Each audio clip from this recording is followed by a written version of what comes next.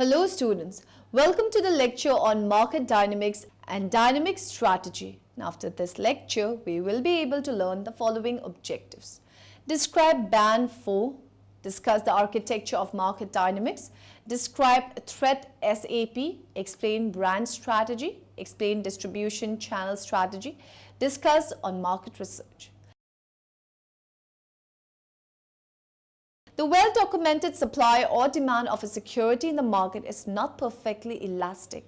The limited elasticity of support or demand or liquidity can significantly affect how market participants trade, which in turn will influence security prices through the changes in their supply or demand. Thus, to study how market participant trade is important to our understanding of how securities markets function, how liquidity is provided and consumed, and how it affects the behavior of security prices. This is also referred to as the optical execution problem. We show that it is the dynamic properties of supply or demand, such as its time evolution after trades, rather than its static properties, such as instantaneous price impact function, that are central to the cost of trading and the optimal strategy. Hello class, can I explain any marketing concepts? Professor Siegfried, can you explain the term market dynamics? Market dynamics refers to changes that occur within a market, but external to a company, which influence its decision-making and can impact upon its performance. For example, competitor activity, economic conditions, new technologies and political instability, to name a few external factors, can impact on a company's performance. Thanks, Professor, for explaining market dynamics. In particular, the optimal strategy consists of an initial discrete trade followed by a sequence of continuous trades. The initial discrete trade is aimed at pushing the limit order book away from its steady state in order to attract new orders onto the book. The size of the initial trade is chosen to draw sufficient new orders at desirable prices. The subsequent continuous trades will then pick off the new orders and keeps the inflow coming. A discrete trade finishes off any remaining order at the end of trading horizon when future demand or supply is no longer of concern. The combination of discrete and continuous trades for the optimal execution strategy is in sharp contrast to simple strategies of splitting an order into small trades as suggested in the literature. Moreover, we find that the optimal strategy and the cost saving depends primarily on the dynamic properties of supply or demand and is not very sensitive to the instantaneous price impact function, which has been the main focus in previous work. Especially the speed at which the limit order book rebuilds itself after being hit by a trade, which is also referred to as the resilience of the book, plays a critical role in determining an optical execution strategy and the cost it saves. Two sets of things determine how much of a product you will buy or how much a firm will offer: the price of the product and everything else. To discuss market dynamics, we start by putting the price aside and focusing on the everything else. Events that cause consumers to want to purchase more of a product or that make it easier for consumers to purchase a product are said to increase demand. Events that cause consumers to want to purchase less of a product or that make it harder for consumers to purchase a product are said to decrease demand. For example, making cars safer causes people to want to purchase more cars than before. Making cars safer causes an increase in the demand for cars. Reducing people's incomes causes people to want to purchase fewer gym memberships, so reducing people's incomes causes the demand for gym memberships to decline. Making hot dogs cheaper causes people to want to purchase more hot dogs and therefore more ketchup also. Making hot dogs cheaper causes the demand for ketchup to increase. Events that cause producers to want to offer more of a product for sale or make it easier to offer a product are said to increase supply. Events that cause producers to want to offer less of a product for sale or make it more difficult to offer the product are said to decrease supply. For example, making computer chips cheaper makes it easier for computer producers to offer computers. Making computer chips cheaper increases the supply of computers. Using shovels instead of a backhoe to dig swimming pools makes it harder to produce swimming pools. So using shovels instead of backhoes decreases the supply of swimming pools. What happens when demand and supply change? The quantity sold of a good moves in the same direction as the change in demand or supply. The price of the good moves in the same direction as the change in demand, but in the opposite direction of the change in supply. Let's return to the two questions economists care about. First, when an event impacts a market, what happens to the price of the product? Second, when an event impacts a market, what happens to the quantity bought and sold of the product? To unravel what happens in a market, answer the following questions. First, what is the market we're discussing? Second, what is the event? Third, what effect did the event have on demand and supply in the market we're discussing? Let's try some examples. Consider the market for gasoline. What happens to the market for gasoline when summer arrives and people want to travel more? First, we're discussing the market for gasoline. Second, the event is the arrival of summer that causes people to want to drive more. Third, ignoring the price of gas, people's desire to drive more means that they want more gas. The demand for gas is increased. Now that we know what's happened to demand, we can figure out what happens to price. When the demand for gas increases, we know that the price of gas will rise and the quantity of gas bought and sold will rise. Consider the market for food. What happens when farmers have a plentiful harvest? First, we're discussing the market for food. Second, the event is a plentiful harvest. Third, ignoring the price of food, producers' abilities to offer the food has increased. The supply of food has increased. Now that we know what's happened to the supply of food, we can figure out what happens to price.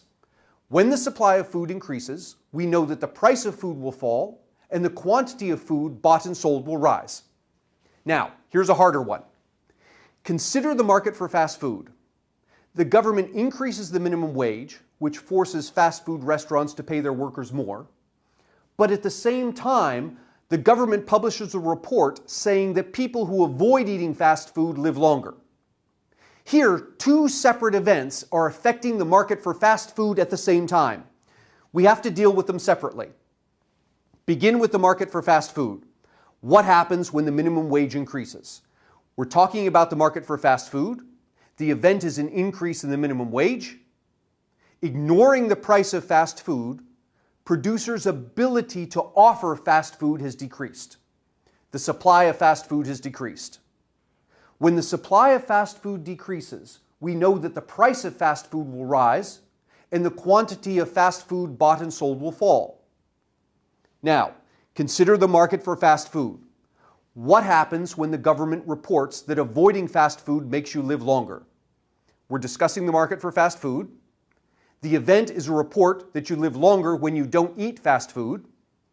Ignoring the price of fast food, people's desire to buy fast food has decreased. The demand for fast food has decreased.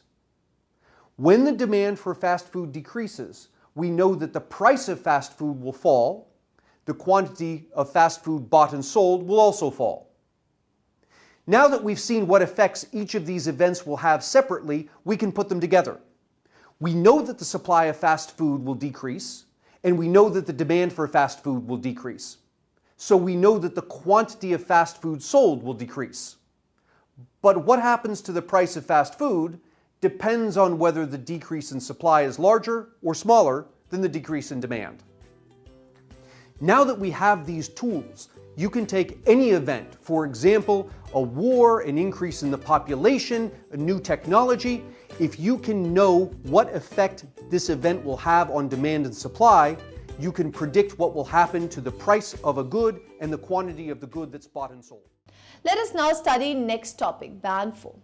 BAN4 supports a wide range of databases by implementing an interface to each of the databases. The DB2 Relational Database Management System, RDBMS, is one of the supported databases. The BAN4 DB2 database driver is interface to DB2. The distribution of BAN4 tables in different databases is transparent to the user. The data from these tables is first referred by using BAN4 SQL. The band 4 SQL query is then converted to DBMS SQL at the driver level and is passed to the DBMS server. Finally, the database driver performs the joins of rows returned by the RDBMS server as a result of the execution of the DBMS SQL. A level 1 driver is a driver with single table SQL queries passed to the RDBMS.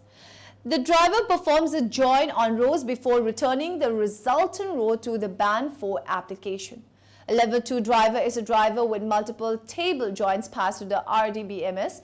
The driver relies on the RDBMS to perform table joins. The resulting rows returned by the RDBMS are then returned to the band 4 application. Level 1 mode allows band 4 tables to be created and manipulated in the DB2 database. As all the database drivers have some common functionality, database driver describe the band 4 database driver in general, SQL processing and database driver feature.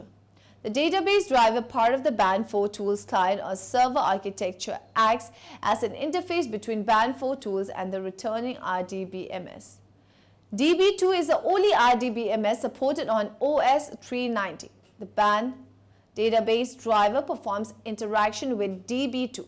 The driver acts as a server to the application and communication with DB2. The client sends database requests to the server, the band 4 database driver, which in turn transfer the request to DB2. Database returned by DB2 is sent back to the application by the driver. When the B shell encounters a database query in the application executing, it phrases the query and sends its internal representation to the database drivers. The driver translate this query into one or more single table queries in the SQL dialect that is relevant to DB2. The driver connects to DB2 using the connection manager component of OS 390 Unix system services. Connection scaling and the queries are then handled over to DB2. The driver collects the rows returned by DB2 as a result of the query and sends them back to the application. The database driver catches and the band 4 database driver maintains referential integrity for update and delete action, provided that the referred tables are in the same database. No extra communication between client and service involved. For cascade updates and deletes, the driver can generate a single statement to replace several row-level queries. For example, it is possible to delete all referencing rows at once. This is much more efficient than deletion on a row-by-row basis. Data integrity is enforced by using row-leveled locking mechanism. As a result, different band 4 sessions and even packages or tools other than band 4 that also use normal locking are concurrent. Implicit locking is applied whenever possible. In other cases, the driver will perform explicit locking. Updates, inserts, and deletes are buffered at the client side and flushed at the time of transaction, commit, or earlier when necessary. This reduces the number of network round trips and data volumes. Connection Manager supports two types of local connection attachment to DB2. The first, Call Attach Facility CAF, which provides a direct connect to DB2, uses address space level security and does not allow multiple sign on the same connection. With slight modification to an authorization exists, it is sufficient for band. A newer connection mechanism, Resource Recovery Services RRS, makes use of an OS 390 subsystem to handle transaction commits. RRS is capable of task level security so that no changes to DB2 authorization exist are required, and when be used for distributed transaction, it also allows for retry of transaction which timeout. Consider the following when deciding the attach type. RRS. The RRS is a strategic direction for DB2 for OS 390, requires no change to DB2 authorization exists when using the Process Manager component of OS 390 Unix system. Services connection scaling requires OS 390, logic customization requires RRS separately started OS 390 subsystem. Supports distributed transaction semantics CAF. No special customization to install. Requires change to authorization exists when used with the Process Manager component of OS 390 Unix system. services connection scaling, implicit rollback on the deadlocks or timeouts. After DB2 has been installed, we must add OS 390 group accounts and connect user to groups before completing the installation of band 4.